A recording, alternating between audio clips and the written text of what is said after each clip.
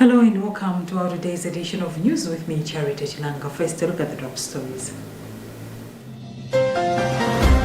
Pope Leo XIV urges the faithful to avoid spiritual apathy. Malawi Electoral Commission revises dates for submission of nomination papers.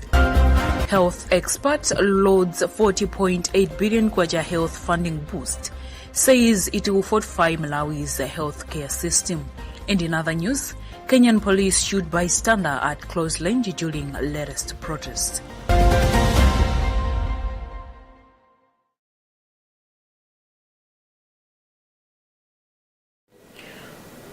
We do have the details to these and many other stories. Stay tuned. Pope Leo XIV has cautioned against becoming discouraged and falling into spiritual apathy, emphasizing the importance of maintaining hope and personal responsibility in one's life. During his weekly general use, the Pope reflected on the biblical story of Jesus carrying the paralytic at the pool of Bethesda. More details in this Vatican News report read by Tandiwe Nuzuma. The Pope noted that the story of the paralytic serves as an example of how people can feel stuck and trapped in difficult situations, losing hope and becoming resigned to their fate. He encouraged the faithful to reflect on their own lives and identify areas where they may have become paralyzed by disappointment or spiritual apathy. The Catholic Church leader highlighted the importance of taking personal responsibility for one's life rather than relying on others or making excuses. He noted that Jesus' question to the paralytic, "Do you want to be healed?" emphasizes the need for individuals to take an active role in seeking healing and transformation. The Pope then encouraged the faithful to ask God for the grace to recognize where they have become stuck and to voice their desire for healing. He noted that just as the paralytic was able to walk and start anew after being healed, individuals can also experience transformation and begin writing a new chapter in their lives.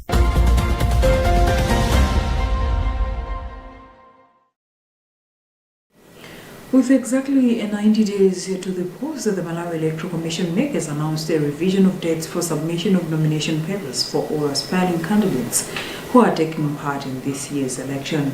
The new dates are Thursday, July 24th and July 30th, 2025 for local government, parliamentary and presidential polls, respectively. Briefing the press in Lilongwe today, MEC Chairperson Justice Annabel Mtalimanja said this is to align with the dissolution of the National Assembly, which will be on July 23rd, 2025. Meanwhile, the collection and payment of nomination fees by aspiring candidates are still ongoing in various constituencies across the country. Rosemary Chikauna has filed this report. Aspiring councillors and members of parliament are collecting their nomination papers from their respective district councils, while presidential aspirants are obtaining theirs from MEC's head office. The submission of presidential nomination papers will take place at Bingu International Conference Center, BICC, in Lilongwe. MEC is encouraging all aspiring candidates who have collected their papers to request a pre-examination of their documents. This process will help identify and correct any errors before the official submission period at the end of July. MEC's chairperson, Justice Annabel Mtalimanja, stated that the change in dates is intended to align with the dissolution of the National Assembly scheduled for July 23. The Commission will receive nomination papers from Thursday, 24th July to Wednesday, 30th July, both dates inclusive.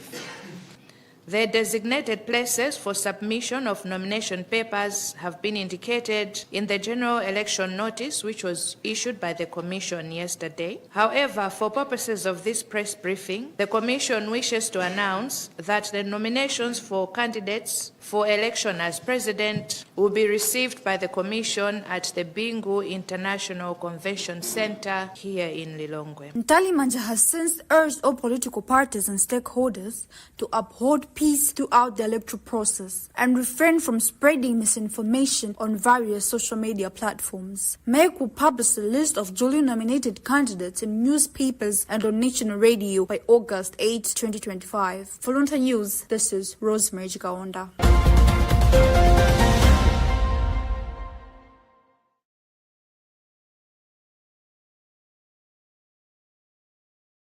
National Initiative for Civic Education NICE Executive Director Gray Kalindekafe and political scientist Dr. George Shaima agree that the high number of presidential hopefuls does not guarantee that they will all appear on the ballot, as some are likely to form alliances.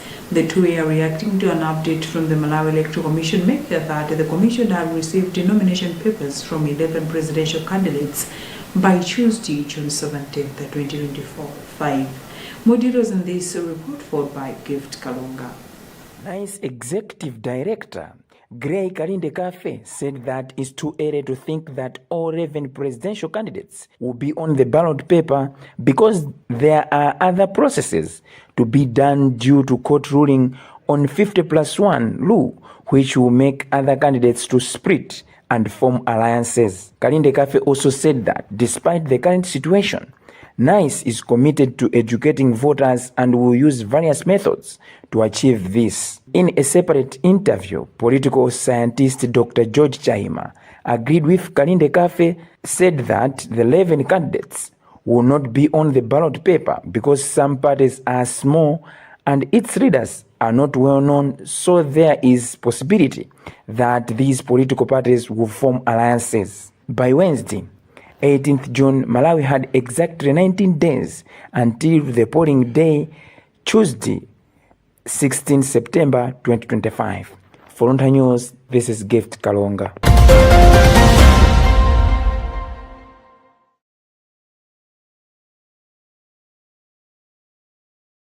NICE Public Trust Executive Director Gray Kalindekafe has described the newly signed partnership with Waira Media Club BMC as a crucial step towards ensuring that civic education reaches every part of Malawi.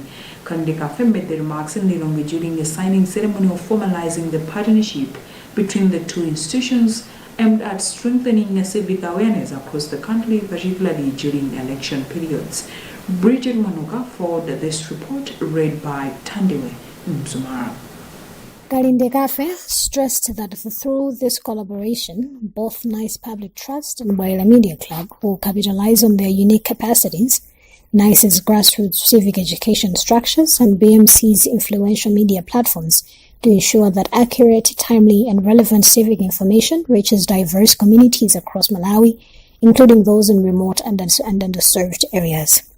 He said this will play a vital role in empowering citizens to actively participate in democratic processes, particularly as the country approaches critical electoral periods. The partnership which we have just signed today with the Waira Media Club is very important. As you know, that the overall goal of NICE is to ensure that we provide civic education to the country so that they are able to make informed decisions. The same with the media. The media, one of your roles is to inform, also educate.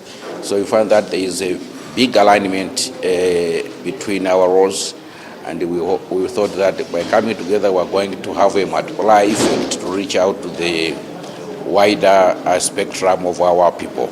On his part, BMC Secretary General Moses Chitsulo said the agreement marks the beginning of a new era in promoting transparency, accountability, and citizen participation in governance. So as Waira Media Club, we are always ready to implement some of the activities that are in this memorandum of understanding. We have a pool of human resource that is our membership. These members are from different media houses, and they have platforms where they can spread the message. They can utilize to spread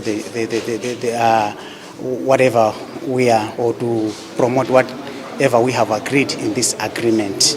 A panel discussion on women's participation in politics was held prior to the signing event.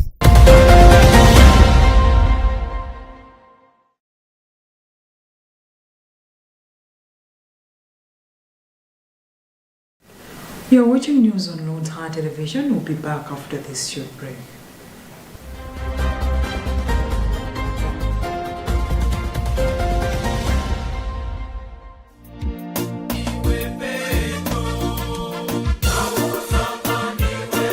Jubilee ya Episkopi Chaka cha 2025 ndi chaka choyera cha Jubilee, yomwe ndi nyengo ya mtengo wapatali yofunika kwambiri posinkhasinkha za moyo wauzimu, kuganizira za mpingo ndiponso moyo wa munthu pofuna kukwaniritsa udindo ndi cholinga cha mpingowo.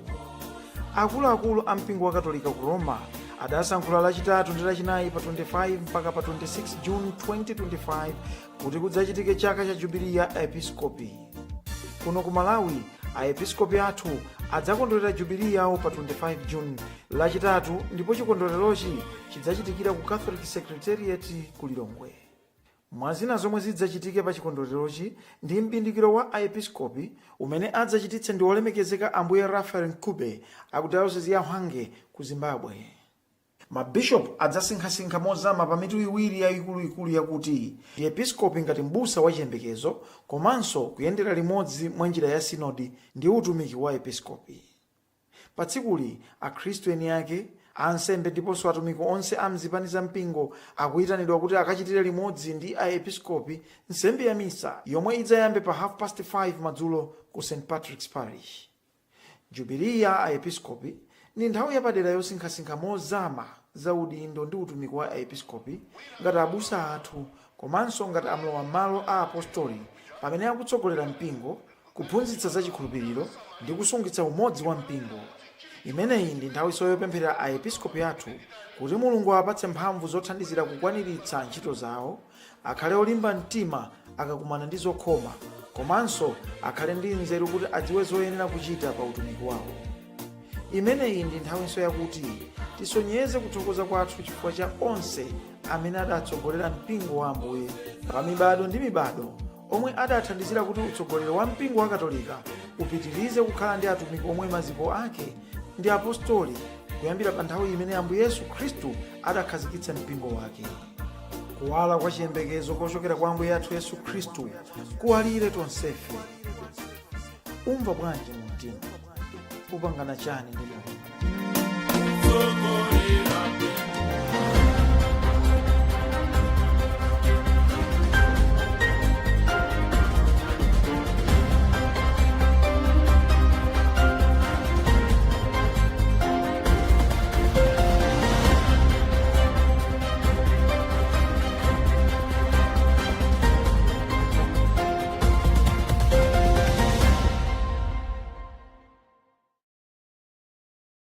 If you've just joined us, I know that you're watching news on Luntha television. Now remind you of the top stories.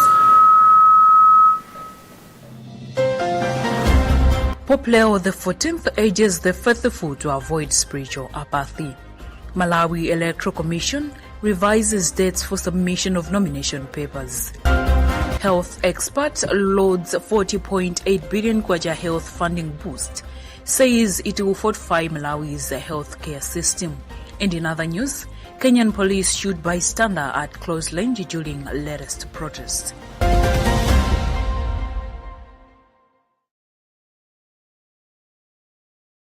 Moving on with the news, the renowned health expert Jobe has held Italy's £40 million, approximately 40.8 billion kwacha contribution to Malawi's health sector as a significant lifeline. Jobe, who is the executive director of the Malawi Health Equity Network, notes that this substantial funding will provide crucial support in the battle against major health challenges such as HIV and TB, particularly at a time when global donor funding is on the decline. The Italian government announced this health package in Lilongwe through its Ministry of Foreign Affairs Development Cooperation, underscoring the importance of international partnership in bolstering Malawi's healthcare efforts and ensuring continued progress in health outcomes.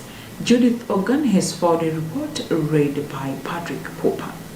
Jobe said the funding is a timely intervention that will go a long way in improving access to essential medical services in under-resourced districts. He stressed that the real benefit lies in saving lives and ensuring the vital services are accessible to people who need them most. Jobe, however, warned against mismanagement of the funds and called for strict oversight mechanisms to ensure transparency and accountability in implementation. We are looking at the benefit firstly, because being in the health sector and looking at the diseases that have been mentioned, that they kill Malawians.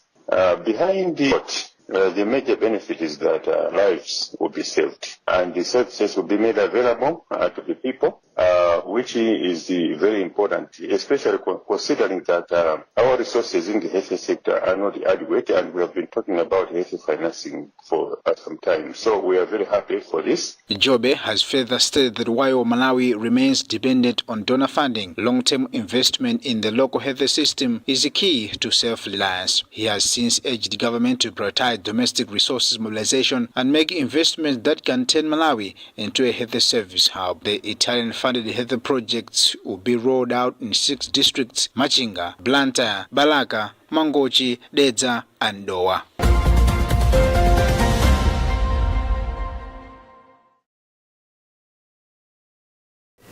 In sports, the Football Association of Malawi FAM is implementing proactive initiatives to enhance safety and security measures at football matches nationwide. To kickstart this effort, FAM is hosting a 3-day training program in collaboration with CAF, focused on safety and security protocols. According to FAM Second Vice President Christopher Mandalitokela, the goal is to reduce dependence on external security institutions by developing and implementing effective in-house strategies, ultimately ensuring a safer environment for players, staff, and spectators alike. Our sports reporter, Patrick Pupa, has found this report. At the opening ceremony in Lilongwe, Kwela highlighted the need to minimize the use of force within stadiums, citing its potential to escalate tensions among spectators. He noted that the training underscores FAM's commitment to creating a safer and more secure environment for football fans nationwide. Definitely we want to inherit that culture as quickly as possible because this is what the FA want to do. The ultimate goal of this training is that we want to make sure that all our stadiums are safe and secure. A place where somebody can bring their children, their friends, and enjoy and get entertained. We don't want people when coming to the stadiums that they be feeling unsecure, not so sure whether their vehicles will be smashed or whether there will be maybe acts of violence or hooliganism. We want all that to be history. That's why we have organized this workshop so that at least we impart this knowledge to our stewards and everybody involved in the game. The comprehensive 3-day training program is led by Nokutula Vilakati, a seasoned safety and security officer from Confederation of African Football based in South Africa. The training brings together 40 key participants, including safety officer from Malawi Super League, with the aim of enhancing their skills and knowledge to deliver improved safety services across all stadiums in Malawi. For Luntha News, this is Patrick Pupa.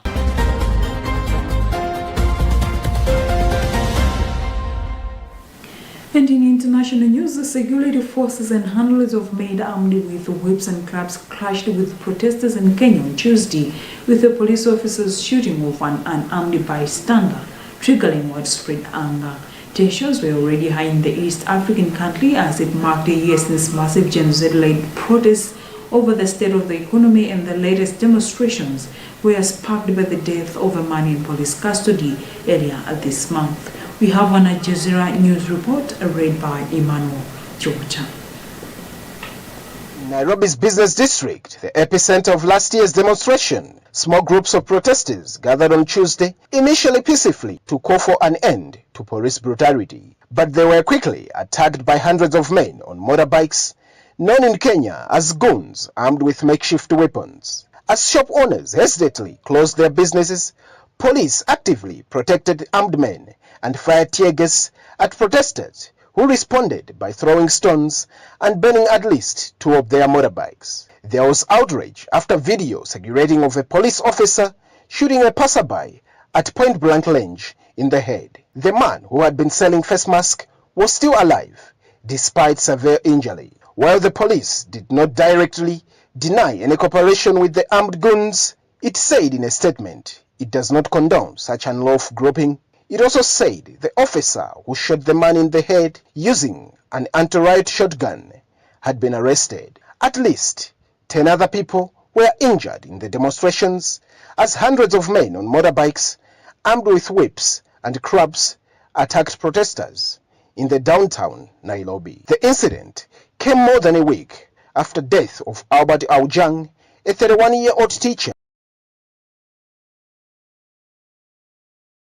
and a blogger. He died 2 days after being arrested in the town of Homa Bay in the western Kenya for allegedly criticizing Eliud Lagat, the country's deputy police chief, as part of the investigation into Aujang's death. 2 senior police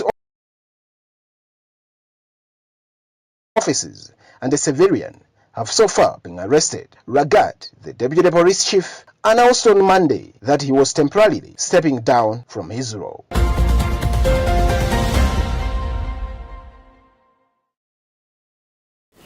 With that item, we've also come to the end of our today's bulletin, but let's have a recap of the top stories before we go. Pope Leo XIV urges the faithful to avoid spiritual apathy. Malawi Electoral Commission revises dates for submission of nomination papers. Health expert loads 40.8 billion Kwaja health funding boost, says it will fortify Malawi's healthcare system.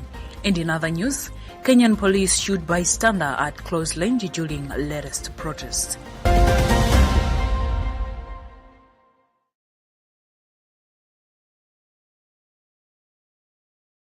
You've been with me, Charity Chilanga. Thanks so much for watching and goodbye.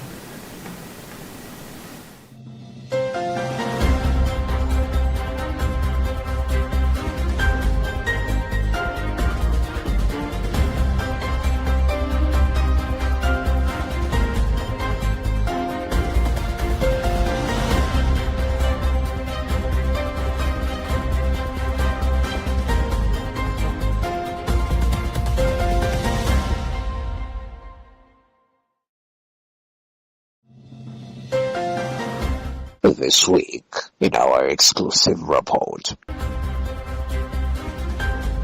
Since its rollout in the 2022-2023 agricultural season, Malawi's Mega Farm Initiative has made significant progress in boosting national food security. Backed by the Ministry of Agriculture, the program now contributes over 32% of the country's food grain needs. Currently, more than 48,400 hectares are under cultivation, producing key crops like maize, with yields supporting local consumption, the National Food Reserve Agency NFRA, and export markets. In year 2, which is this year, 2024-25, we grew to 950 mega farmers, and we also produce on 43,000 hectares.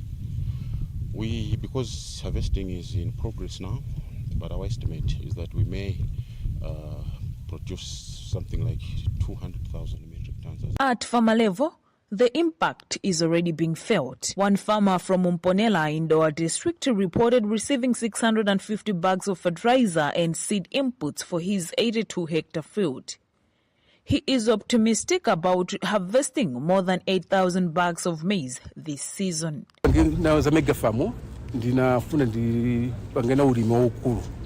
the past, I only farmed a small portion of my land, not because I lacked space, but because I didn't have the necessary resources. This farming season, I decided to think bigger.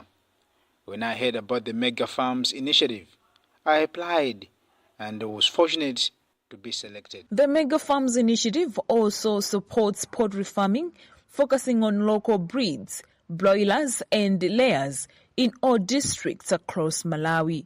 One example is Chipala Poultry Farm in Insalu, Lilongwe, run by 3 brothers.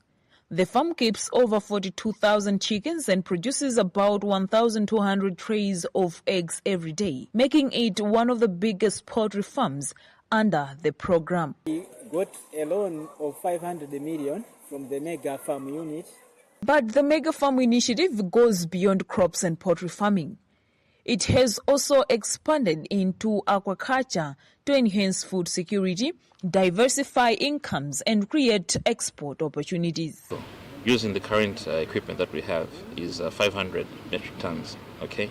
However, our aspirations are to do 10,000 metric tons of fish production in Lake Malawi. Just recently, Minister of Agriculture Sam Kawale launched a mega cage aquaculture project on Lake Malawi, signaling the government's commitment to integrating fish farming into the broader agricultural strategy. The first policy that is there in place, it's agriculture in general. So we have the National Agriculture Policy and National Agriculture Investment Policy that are already in place right now.